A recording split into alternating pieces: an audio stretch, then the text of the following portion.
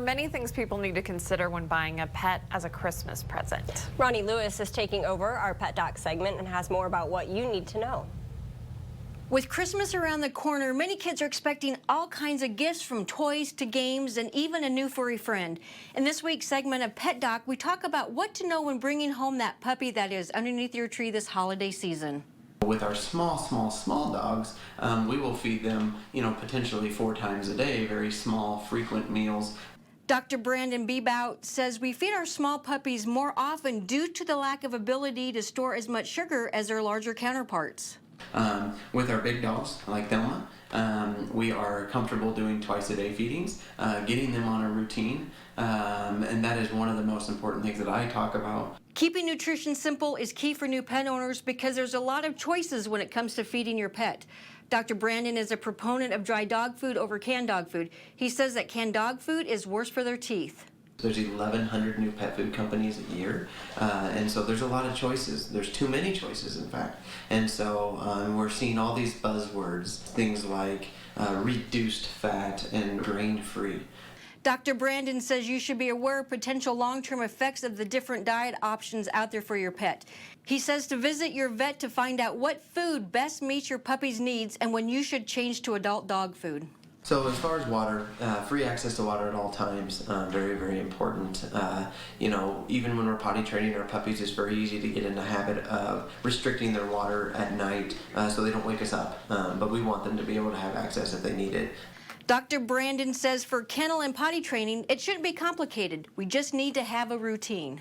Puppies are instinctual. Where they get going to the bathroom is where they're going to go. And so if that's in the house, that's where they're going to get used to it. They also have very, very short window of opportunity for positive or negative reinforcement.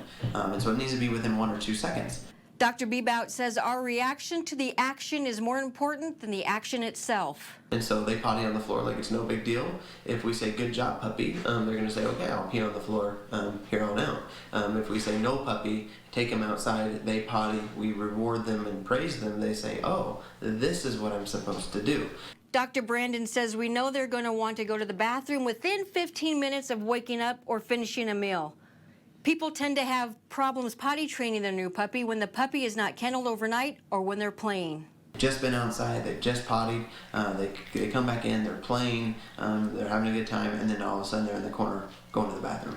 And so that's the tough one that gets folks. The first two, a lot easier to create as far as a routine. The other one is just supervision is so important. And you'll see the puppy's behavior that says, oh, they're getting ready to go, and so we got to get them out and then immediately reward them. Dr. Brandon wants you to know that kennels are expensive and says you should buy one kennel that will fit them for when the puppy becomes an adult. And so then what you'll do is just kind of pack off as much of it so they can turn around, because we don't want them to have the ability to go to the bathroom in their kennel. We want them to let us know.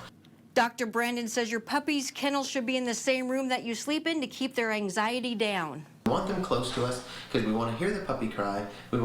That's them telling us. We take them outside, they do their business, and then we reward and praise them again, and then we put them back into the kennel. While your puppy is still kennel and potty training, Dr. Brandon Bebout says you should not let them into bed with you. But once they are trained and hold their bladder all night and go outside to use the restroom, you can loosen those restrictions. Next week, we'll be back to talk to you about bringing kittens home this holiday season, and we'll have a lot more information about today's segment on our website at nebraska.tv.